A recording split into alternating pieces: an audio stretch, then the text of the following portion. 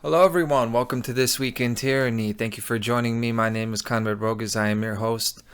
It's Sunday, the 16th of February, 2025. It's episode 115 of This Week in Tyranny, which means the FUNL 4 conference is 6 days away. The Freedom Under Natural Law is 6 days away. You will find that at freedomundernaturalllaw.com, and it'll be streamed live on different platforms, so stay tuned. freedomundernaturalllaw.com. I'm going to be there. I'm going to be presenting there.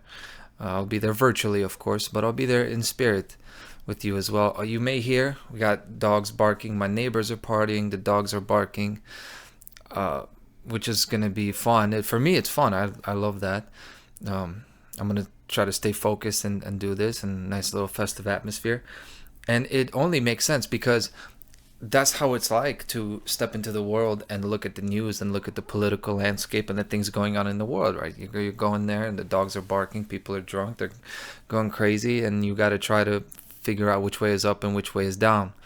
So after a couple weeks of not doing the news, right, I'm going to do the news. I got a story for you this week. Not only that, I'm doing a story nobody else is really talking about, so that's fun. It's a complex and interesting one. And I'm excited to actually talk about current events. You know, somebody told me like, so what? So you're just not going to look at the news anymore? What are you going to do? Get your news from CNN? And I was like, all right. I was like, cool. So, yeah, I am going to do the news and I am paying attention to things. And hopefully you are too. So the article that we're looking into this week is about a U.S. company that was secretly profiling hundreds of food and environmental health advocates in a private web portal. Basically, there was a group that's like a public relations group for agricultural companies and so forth. And they had a little, say like a Telegram secret chat group where they were listing people's information, their personal information and so on and so forth as to target them because of course they were opposed to the agendas of the company. So there's this widespread backlash now, according to The Guardian, after the actions of this company was revealed by The Guardian. This is where this article is from, and other reporting partners. So they say the St. Louis, Missouri-based company V-fluence said it is shuttering the service, which it called a stakeholder wiki. It is like a Wikipedia for stakeholders that featured personal details about more than 500 environmental activists, scientists, politicians, and others seen as opponents of pesticides and genetically modified crops, GMO crops. Among those profiled was Robert F. Kennedy Jr. So that tells you that a lot of people who were against this were targeted.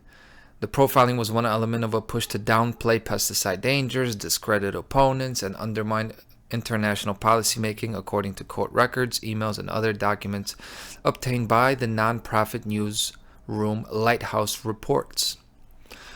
So I'm glad this came to light because it has always been known to people who have followed, whistleblowers, brave souls who fight against corporate monopolies and powerful cartel controls. People who speak out against these big these big agencies and really the federal government, the FDA, all of these things, like the way Rachel Carson was demonized after Silent Spring. It happens again and again, and people are killed. People are demonized, smeared, their families are affected, they're harassed. These attacks range from a PR campaign to making people go broke by suing them, harassing you through litigation, false allegations, rumors. This has happened, and depending on the person, it goes all the way to electronic harassment, and even further than that, even complex social harassment, which is like a 360 assault on a person's entire life. For a while, this was seen as just a conspiracy theory, gang stalking and targeted individuals and all that. And that's not what I'm talking about. I'm talking about actual implemented programs that have a historical basis and have actually been carried out, like Zersetzung. Okay, I always mention this. I feel like people don't talk about this. The Stasi in East Germany in the 70s and 80s, they had this program that they implemented. So think about this, like 50 years ago, they had a psychological warfare program, okay, in East Germany where they basically destroyed a person's entire life. They made them think they were going crazy, and it was just a coordinated effort to silence political opponents, people who were threats to the government. And the word Zersetzung, it means decomposition. It's literally decomposition. And here it is, you can go to the Wikipedia page. This is established historical basis for that. These methods were used to break down, undermine, and paralyze people behind a facade of social normality into a form of silent repression. Now, this person, the writer, Jürgen Fuchs, I don't know him, but it says he died of a rare form of leukemia, which he believed was caused by the Stasi's use of weaponized X-ray devices. This happens. One of my favorite movies, Edge of Darkness with Mel Gibson, it is again one of these like big shadowy corporations that have contracts with the government, and then his daughter works, the main character's daughter works for this company, and then she just one day dies. Then it turns out she had she was getting sick, had an accelerated form of cancer, and then he finds out later that she was poisoned. And we've seen a lot of people get these advanced forms of cancers and other diseases that just set on very quickly. I think about Rosa Koire. I think about Lloyd Pye. Jordan Maxwell, of course, was killed.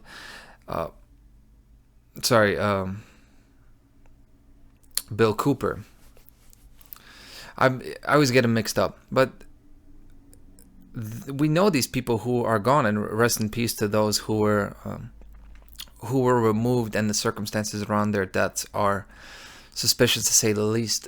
When we have things like this that are on the historical record that we know is going on, these covert tactics of manipulation. So this is not quite that, but it is something that they targeted these people, and it happens whether you like RFK or not. These are people who find themselves in groups where they are actually targeted. Of course, it happens. Since its launch in 2001, now back to the article, this company, V-fluence, has worked with the world's largest pesticide makers and provided self-described services that include, quote, intelligence gathering, proprietary data mining, and risk communications. V-fluence, which has also had the former agrochemical firm Monsanto as a client, secured some funding from the U.S. government as part of a contract with a third party.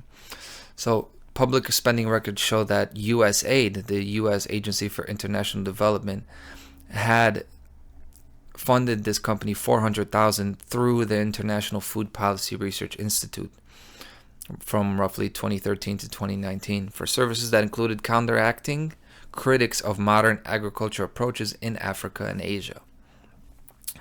So I throw that in there because USAID, and they threw it in there in the article, USAID has been in the spotlight lately.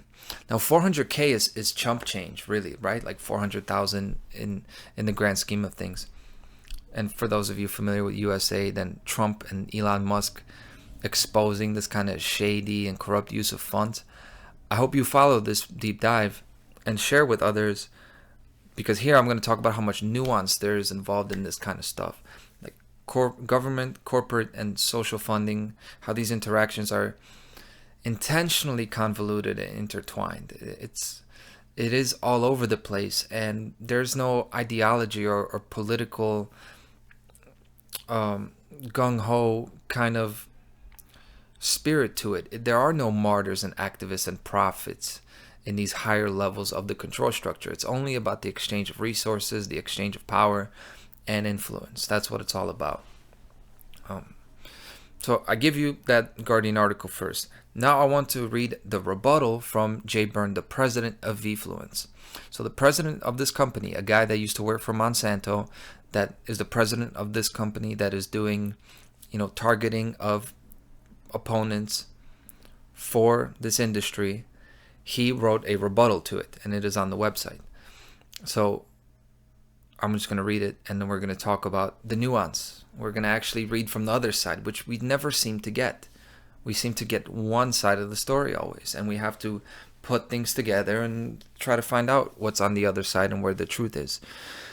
Well, he said for the past 13 plus months, your NGO has been filing FOIA requests, selectively reviewing litigation related filings, trolling social media to contact our current and past employees, and contacting recipients of our newsletters falsely suggesting we are engaged in illegal or unethical activities. While you have not disclosed your donor or their agenda in your so-called investigation, you have indicated that your work is also being done in collaboration with Carrie Gilliam and representing her as a journalist employed by The Guardian. As you know from our prior correspondence, Ms. Gilliam is employed by the activist group Environmental Working Group, whose work is funded by organic marketing and pesticide litigator groups which profit from her attacks on competing agricultural practices and their litigation targets. I think this is a rare opportunity to see both sides of it. For me, Jay Byrne, he very likely did what was alleged. This is former Monsanto guy, vague data gathering group, kind of shadowy, gets hired by corporate giants. I think we all know what kind of dirty game is being played here, right? But with that being said, there are two more levels of insight for me to look into here. One is there are a bunch of these activist groups that just tear down all sorts of businesses and industries, and they're loud, they're disruptive, and they're basically shit stirrers. They stir the shit and get in the way of business. Like these provocateurs, saboteurs, there's a whole lot of these people, the kind that are going to shut down power plants because they're demanding net zero carbon and all sorts of things. Or you had an advertisement that did where you offended somebody and now people are going to harass your customers, somebody that doesn't even have anything to do with that. These revolutionary socialists, people who see anyone with money and assume that because they have money they're somehow dishonest or ethically inferior just because they're rich or well established, when what often is the case is that somebody with money who maybe even works for a big corporate bank. Maybe they work for a big corporate bank, but that person may be of a solid character and they're even aligned with natural morality much more so than these people, because that person, although they worked for a corporation or whatever, they worked their whole life for what they had. Nothing was given to them. They didn't steal from anybody. And compare that with these 22-year-olds who get out of college, or doesn't matter, right? But these people, usually younger, not always, who have no idea what kind of effort is actually required to maintain stability in the world and maintain this kind of state of freedom that we live in this society. To keep the cars running, to keep the lights on and all this stuff. Not that we need all this technology to live and we couldn't live off the land. We could live off the land. But, not here in Chicago in the winter. We just wouldn't be able to. So this is just me, not just playing devil's advocate, but again, talking about the nuance here, A lot of people talk a whole lot about corruption and they talk a big game, but what they would actually tear down is a lot of free market, a lot of liberty, a lot of the beautiful things about life. And as for this nonprofit newsroom, Lighthouse Reports, which broke the story, along with The Guardian, they may very well be aligned with The Guardian, and this may be a targeted attack story that is part of a hatchet job, like Jay Byrne said, right? With that being said, though, the second level of insight for me here is, well, if there are corrupt organizations and these people, that's the way to attack the corrupt organization. If V-fluence looks like if they are what they look like they are, they should absolutely get every bit of that treatment that Jay Byrne talks about. All of that. And the government should get the same sentiment. They should get hell from the people. All kinds of the dirtiest tactics, It's like people that are in solitary confinement, and they're getting abused by the prison guards and they're basically treated inhumanely. There's a point where the only weapon you have is to collect body fluids and feces and throw them at the guards when they have to go there to bring you your food. When that's your last way to resist, that's what you do. And it's nasty, I know, but that's what you have to do if you're in this position, because what else are you going to do? You're going to get killed if you stand up in a significant way, right? like the way people have started to do with Israel. You have to be this loudmouth. You have to force the issue. Not only to speak loudly, but to say, I'm not going to financially support you if you're involved with this. And this is what people are doing with Israel. The boycott, divestment, sanctions movement against the Israeli government. I know people tend to scoff at a lot of that as like annoying liberal protesting. But how else are you supposed to oppose the genocide in Gaza or the West Bank if you're living in America? Like, what are you supposed to do? Are you going to go fight? You're going to get killed, right? Are you going to launch like a direct physical military action? Because if you were to oppose it for real and do that, you'd be killed or you'd be charged with sedition. So, in many of these cases, I agree with the shit stirring, you know? You got to do that. And it's not just that. It's not just being disruptive and playing a dirty game. I think these FOIA requests that Jay Byrne talks about, I think they are an honorable and genuine way to proceed. And shout out to Del Bigtree, who does this a lot. His organization, the people that work for him, Del Bigtree, who has a show called The High Wire, he does this in the medical and pharmaceutical field. He files paperwork for these organizations who claim to be so based on hardcore, unquestionable professional science, right? These medical people and the pharmaceutical organizations. So he files the Freedom of Information Act requests. He says, okay, please show us the evidence, right? That's all it is. And then they get the court order, these companies, these organizations that say show us the studies, and they can't produce the studies. Why can they not produce them? Because it would expose their swindling ass shady methods and the lies. And that's it. And that's justice. That is actually justice. If you cannot absorb these requests for information, I get that for a company like that it could be damaging for different reasons. I know that there are multiple reasons why it's not so easy to comply with this Freedom of Information request, but hey, that's the game you've chosen. So if these companies, these organizations cannot produce the studies that we're asking for, it means you're in the business of lies and deception, and you get no sympathy for that, right? But back to finish up what he says here in his rebuttal. As we've previously replied, we reject the premise that your campaign is legitimate journalism given the activist and special interest groups funding and collaborating your purported investigation. The claims and questions you have posed are based on grossly misleading representations, factual errors regarding our work and clients, and manufactured falsehoods. You have informed us and others that your intention is to report my firm and I are at the center of a global conspiracy on behalf of the U.S. government and the agrochemical industry to undermine the European Union farm to fork strategy and prevent efforts to block the export of alleged EU, European Union, banned pesticides to Africa. Based on numerous inquiries we've received, it appears that your singular goal is to unjustly damage our reputation worldwide. I know it gets a little tedious with reading this, but there's an intriguing overlap here that I want to get into now.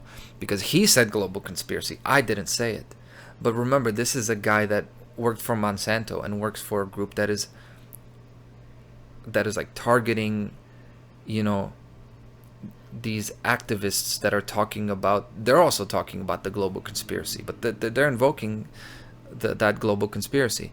So first and foremost, yes, there is all the research in my life corroborates that there is a global conspiracy. But let's just kind of start from scratch, and we're going to look at this. We're going to look at it objectively and decide for ourselves.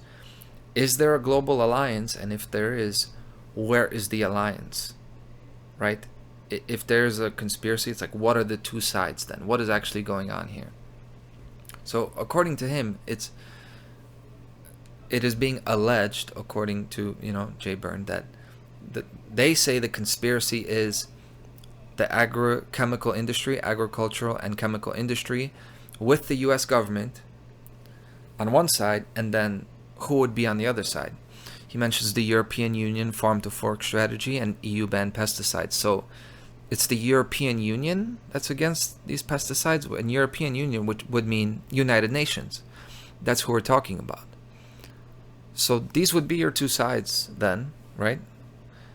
You know, during the pandemic, things seemed way simpler because during COVID, all of these were in alignment. All the industries, the governments, the European Union, the United Nations, they were all saying the same thing. The pandemic agenda was universally supported by these groups. And we, the people, we saw it as them against us. It was a very simple time. And it no longer seems that simple, right? And it does seem like this rift actually exists.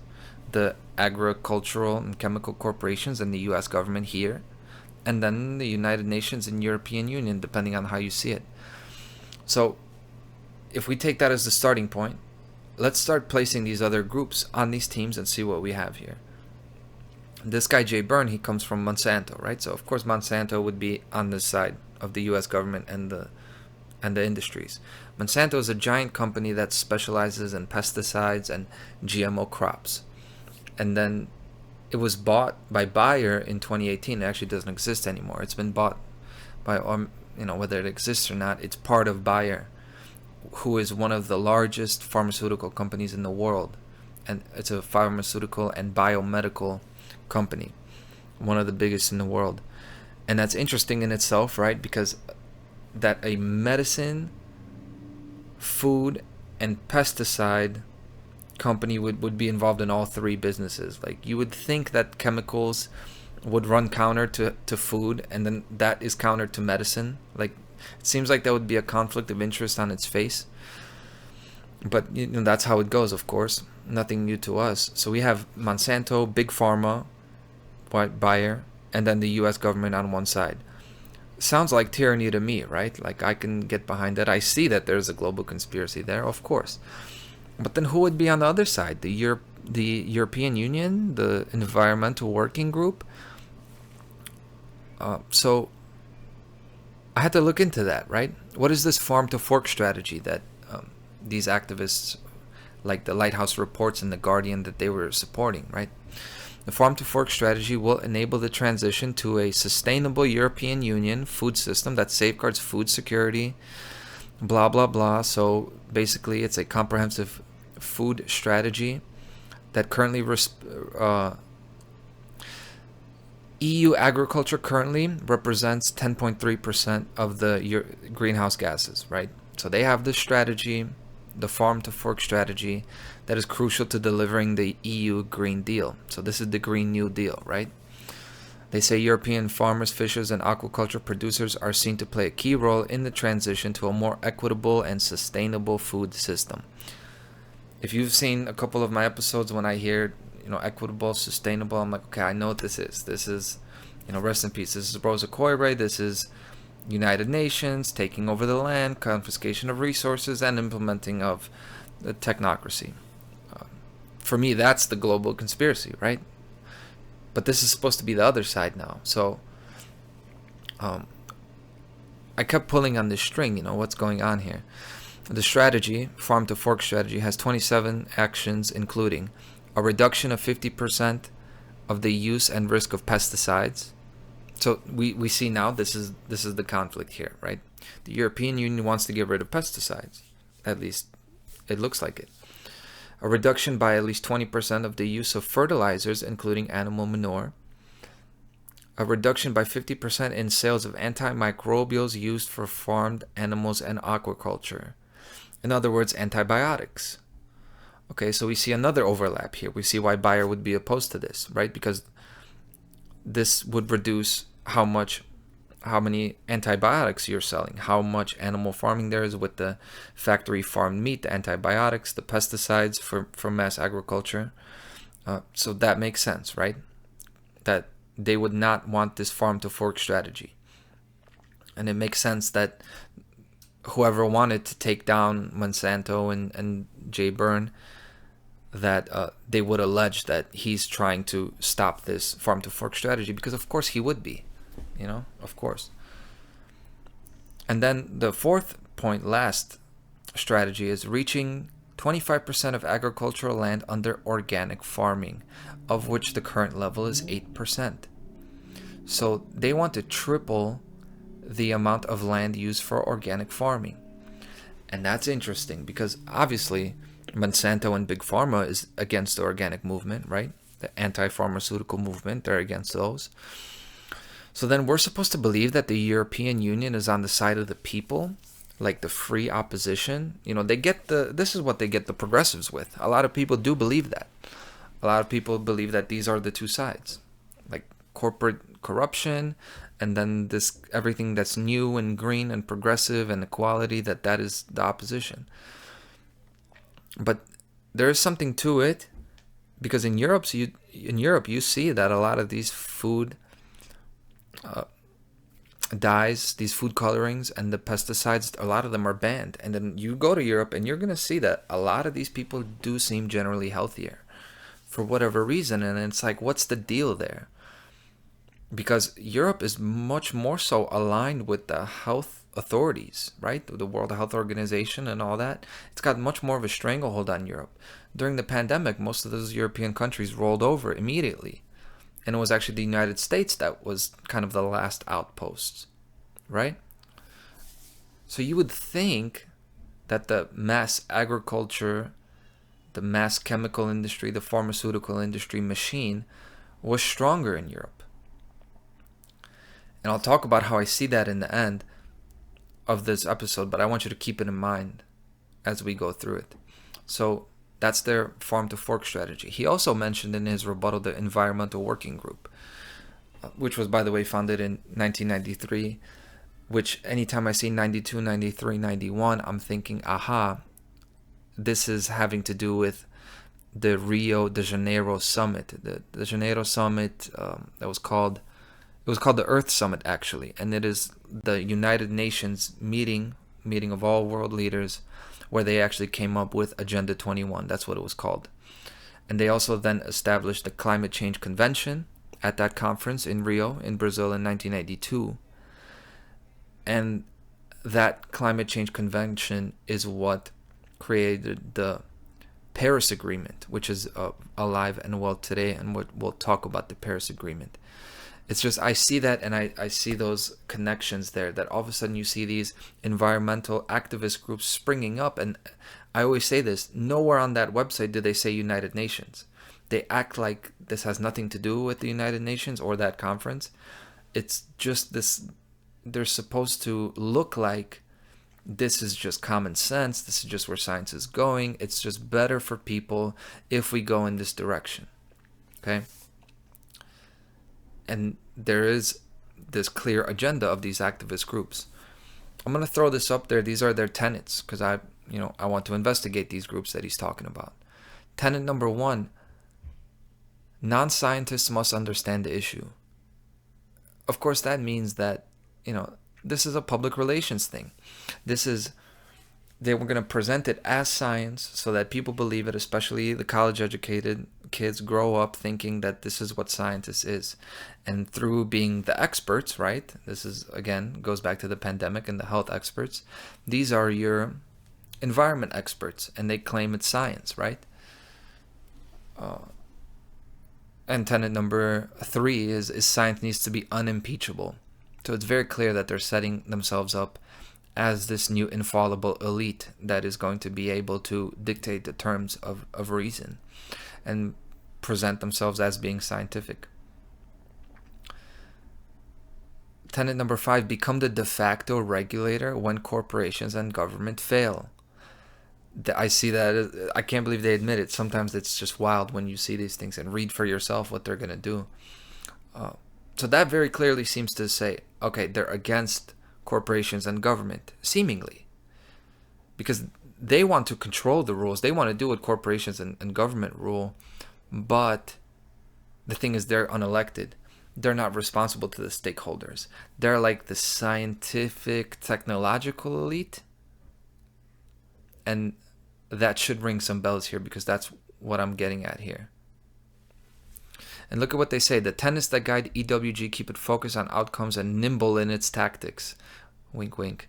EWG is by turn an elite organization for scientific research, a public-facing consumer guide that parents everywhere rely on, a public relations media resource shaping the narrative and culture of environmentalism, and a government affairs shop influencing policy and legislation. You love to hear honesty, don't you? You know, like that is wow. So they tell you. They just confirmed everything that I'm saying. It is just like, you know, you didn't have rules. You didn't actually have outright mandates during the pandemic. You only had guidelines, and they were supposed to be based on science. And it's like you throw your hands up. It's like, I'm not hitting you. You're hitting yourself. You know, I'm just saying that that would be a good thing to do. I don't have a gun to your head, right? This is the way it works now, as opposed to government and corporations, which are loud and out upfront and in your face. The EWG's co-founder and president said, "We don't consult the UN's list of international goals before deciding what to work on, but much of the progress towards those goals comes out of nonprofits like ours." I found that quote in an article on that website, where basically the co-founder, the president, is telling you, hey, this is how the United Nations works. It works through nonprofits. So we're not officially aligned with them, but like we're on the same page. And I keep trying to say that. And part of that article, I found some interesting things included in there. Like this year, President Trump had proposed to cut foreign aid by almost a third, pulled out of the Paris Accord on climate change, and appointed a fervent opponent of the Environmental Protection Agency to head the agency, which he has sued 14 times. So they're telling you here in this article, Trump is against us. He's got a guy that's against the EPA. He pulled out of the Paris Agreement, which I mentioned came about at the 1992 Rio conference. And then he cut foreign aid. So according to this group, like, they're getting opposition now from America, okay? And they say it's a huge challenge, but like other NGOs, EWG will continue to work towards solutions. Learn how you can contribute by checking out our EWG consumer guides and the United Nations Lazy Person's Guide to Saving the World for simple changes you can adopt to make a difference. I'm like tripping over my words because I just can't wait to get to the Lazy Person's Guide to Save the World. It's like kind of an aside, because while, you know, obviously I hate Monsanto and these people with the GMO crops, but this is supposed to be the other side, and they're supposed to be, and these other guys giving you the Lazy Person's Guide to Saving the World. This is fucking totalitarian control if I've ever seen it. Their sustainable development goals, I've talked about it again and again. But here is this guide, and I'm going to read you a few of these things. You have 4 levels and of a lazy people who are supposed to save the world, which is just offensive to me on its face. But, you know, not to get into that, we've already gone through like a half hour plus. Sofa superstar is level 1, right? So you're supposed to be a sofa superstar, you know? How are you supposed to do this? How are you supposed to save the world from your couch, which is a ridiculous notion in the first place? That you can do anything good by being a lazy piece of shit. You know, I hate that. But how can you do it? How are you supposed to feel good about yourself even though you don't actually... What are they saying about you? They're saying you're not knowledgeable. You don't actually know. You're not like the experts. They're like mocking you and calling you a piece of shit. They're calling you lazy, but saying, but you can still be a good person. And they're going to tell you how to do it. You know? This is like a new priest class. It is like an infallible priest class that they're going to tell you what the word says, and you're just supposed to do what they say. They tell you save electricity. Turn them off completely when you're not using it. Okay? Stop paper bank statements and pay your bills online or via mobile. Meaning more electronic control. Better, more efficient electronic control. Share. It also means cashless society, right? Share, don't just like. If you see an interesting social media post about women's rights or climate change, share it so folks in your network can see it too. So they want you to be a PR sounding board.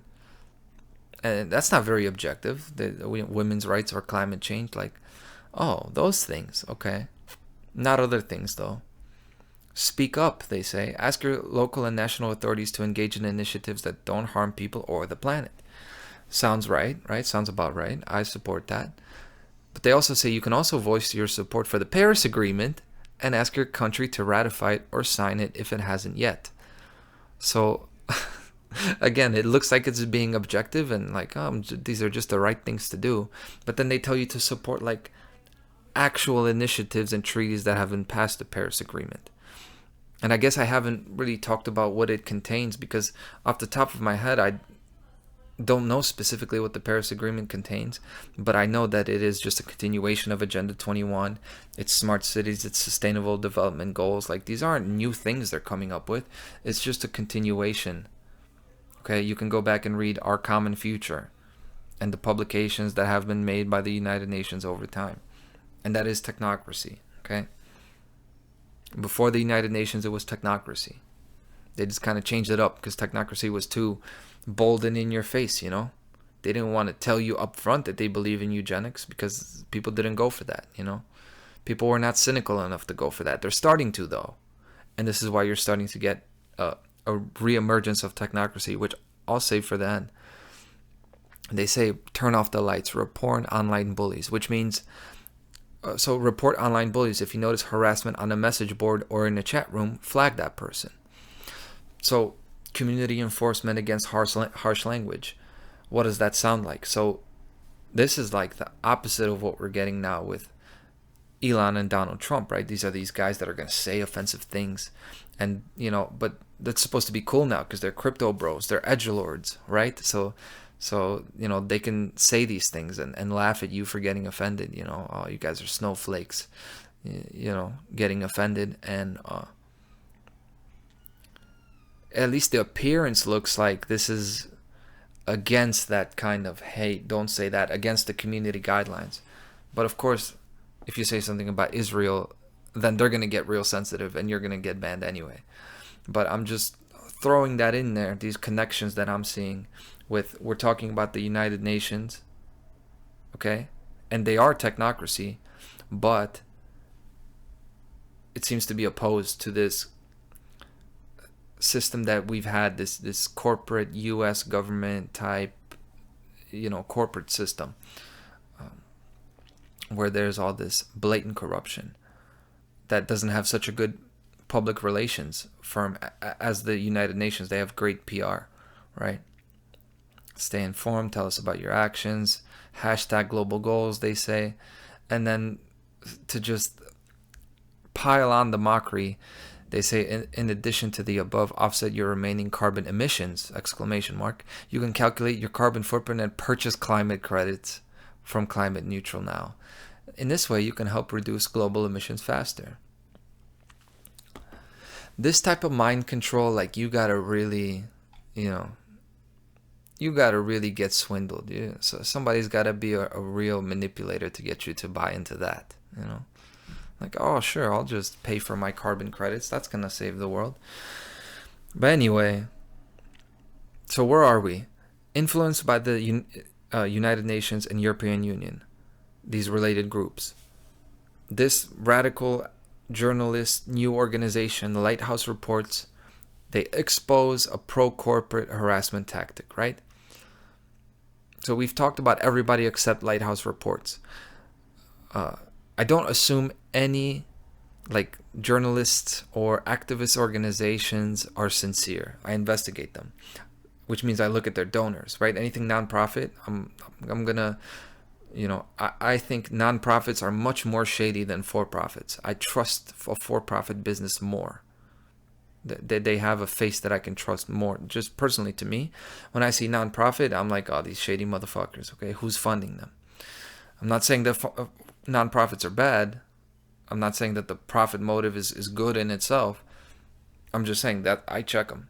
And it's good that I check them because here are their donors of Lighthouse Reports, right? It's supposed to be an activist journalist organization. They're supposed to just be doing journalism for justice.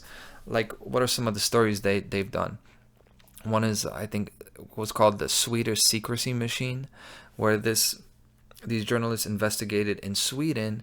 The government has like an algorithm where they're targeting people who are collecting, you know, welfare, and they're targeting like moms with child support, and they're taking money away from them, right? So it's like they're targeting them, exploiting people who should be entitled to receive this kind of public assistance, and they have all these algorithms and things that are targeting people even if they're following all the rules, right? So it's like for the people, against big business, against big government, right?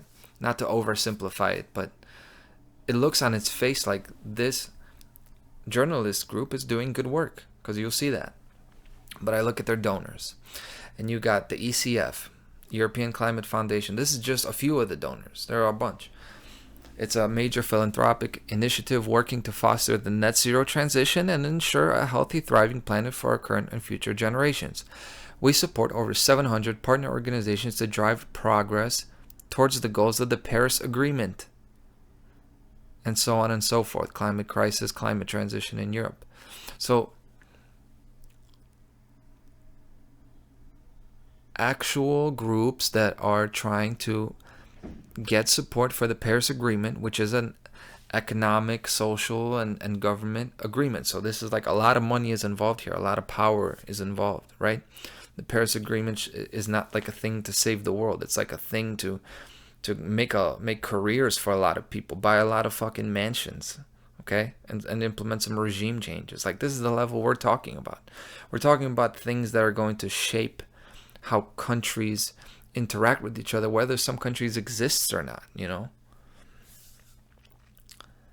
And it's presented as like objective research, but you've got donors, you've got like actual funding of people whose stated goal is to implement the Paris Agreement, right? So is this not just corruption with a different mask? You know, this is just corporate bullshit with a different face, you know? But that's one of their donors. That's bad enough. But then it gets interesting because you get the Rockefeller Brothers Fund funding this United Nations European Union stuff, right? Well, they're funding these journalists, but the journalists are teaming up to, you know, provide good PR for the European Union and the United Nations. So you got the Rockefellers funding them. The Rockefeller Brothers Fund is a philanthropic foundation created and run by members of the Rockefeller family, okay? John Rockefeller, Nelson Rockefeller, David Rockefeller, all of them. It's different than the Rockefeller Foundation, but it is the Rockefeller family, right? The industrial, political, and banking family, one of the largest fortunes that they made in the oil business during the late 19th and early 20th centuries.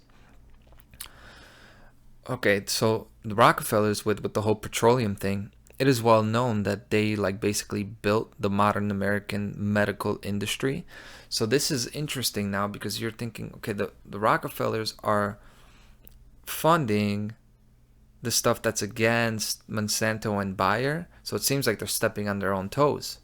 So it's a little bit interesting. They're like, you're starting to get some overlap here. Okay. Then you also have Open Society Foundations funding them, which is the Open Society Institute, which is George Soros. It is the US based grant making network founded by business magnate George Soros. And George Soros, of course, funds a lot of this liberal stuff, the civil society groups, advancing justice, education, public health, and independent media, right? We all know about him funding Black Lives Matter and so on and so forth, right? This George Soros Foundation was formed in April 1993. Again, anytime I'm going to see 92, 93, I'm going to bring it up because this is when this really happened and this Agenda 21 thing was set into effect. The Open Society Foundation, this foundation, it's not 400,000. It's not chump change. This is real shit. This is real big money. It's the second largest private philanthropy budget in the United States after who? After the Bill and Melinda Gates Foundation. So these are your biggest billionaires. Bill Gates, US-based billionaires. Bill Gates and then George Soros as far as what their money is controlling. So we're starting to get some blurred lines here, right? So let's analyze this conflict that we kind of set up in the beginning. George Soros is supposed to be on the EU side, but he has bought and sold Monsanto stock over the years. So he's been involved. Then Bill Gates is supposed to be on the United Nations European Union side, but he has a joint venture with Bayer, literally. Like they work together now. And in 2010, he bought 500,000 shares of Monsanto. And we know, of course, he's huge on agriculture and being involved in that, and he's huge on GMOs. Bill Gates, right? So are these guys really against the United Nations and these left-wing activists? Because Soros especially funds the left-wing activism, as we know. During the 2016 UN summit in New York, Soros pledged $500 million to programs and companies helping migrants and refugees, right? Bill Gates announced in 2021 that he is donating $900 million to curb global malnutrition, and that was at the United Nations General Assembly. So when you're really looking at the money, when you're analyzing actions and not just headlines and statements, you're going to see that the money plays both sides. And these billionaires and corporations, they're shuffling money back and forth to the United Nations and to these nonprofits. So to make sense of that, there are two possibilities. Either one, they're all part of the shared agenda, so they're not actually opposed. So in other words, all the environmental and health regulations that seem to be so expensive and undesirable to corporations, right? The EPA and all this stuff, maybe they only seem damaging and counter to the corporate interests. Maybe they're actually working for the corporate interests. Maybe the regulations are punishing the consumers and their competitors, and they're not actually punishing the giants and the monopolies. They're punishing the mom and pop store, not Amazon, right? Maybe Microsoft and Bayer and Monsanto, maybe they're funding their own opposition in order to hold more power, but appear to be less dominant than they actually are.